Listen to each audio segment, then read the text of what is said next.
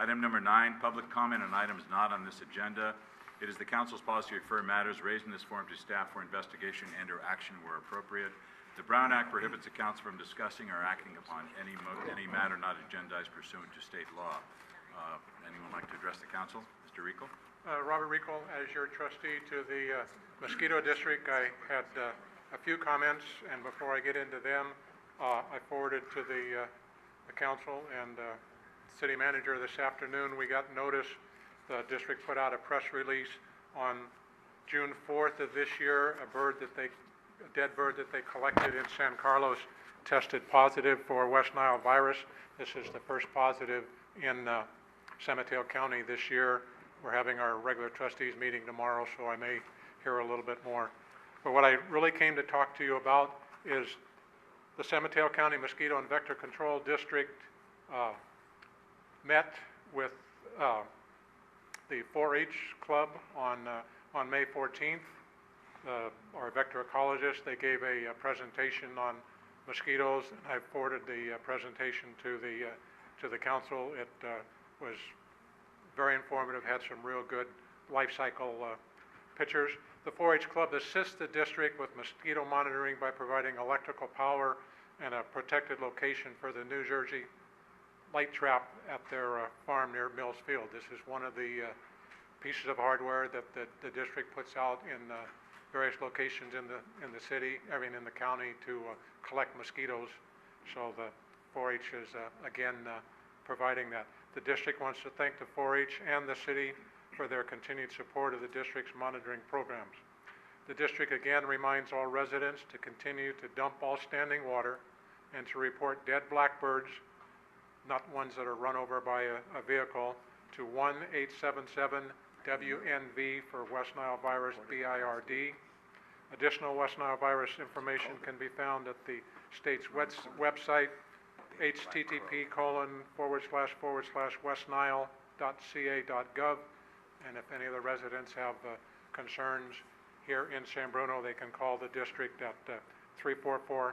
And if anybody has any questions, I will be happy to try and get answers. And thank you again for your continued support. I know the Parks Department is real, my words, gung-ho in being eyes for us out in the community. So a special thanks to the Parks Department.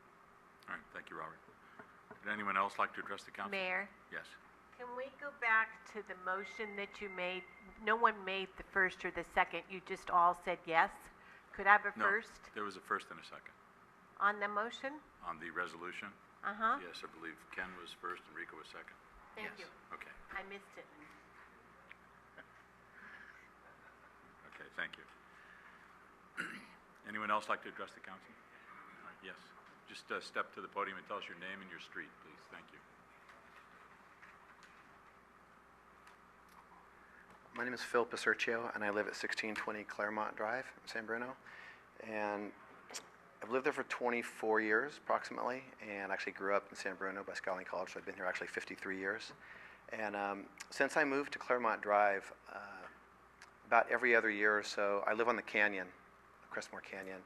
So every other year or so, whenever we've had a heavy rain, I've always been a little concerned about the landslide activity that's occurred.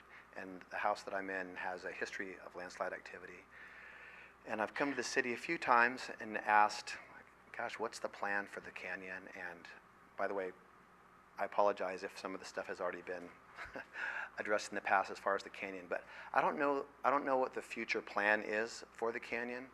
And in 2010, actually right after the PG&E explosion and fire, I went down to the city to ask about, because of some of the foliage that got lost, I was concerned about increased landslide activity. And I discovered from a neighbor that there was kind of an independent report done back in 2007 on the canyon, which I thought was kind of interesting because I'd never heard of it. I've lived there for a long time, never heard about it. So I made a request to the city attorney for this document, and I had it mailed to me.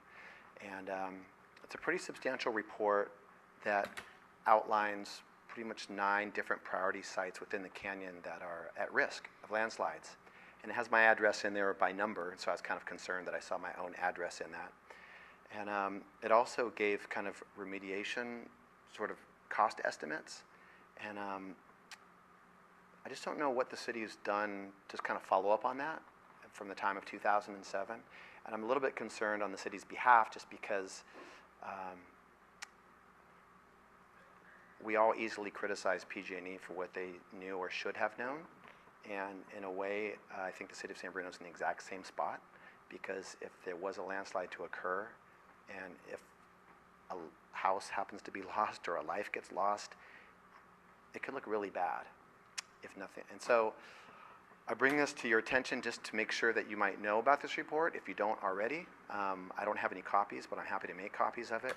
But really, what I really want to know is what is the plan for the canyon and the storm drain issue and just the potential landslide activities there.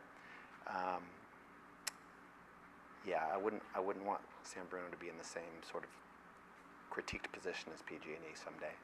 Okay, well, without getting too much detail, a meeting ago, excuse me, or 2 meetings ago, we had a fairly comprehensive report on not just the canyon, but some of the remaining things that have to be done after the explosion.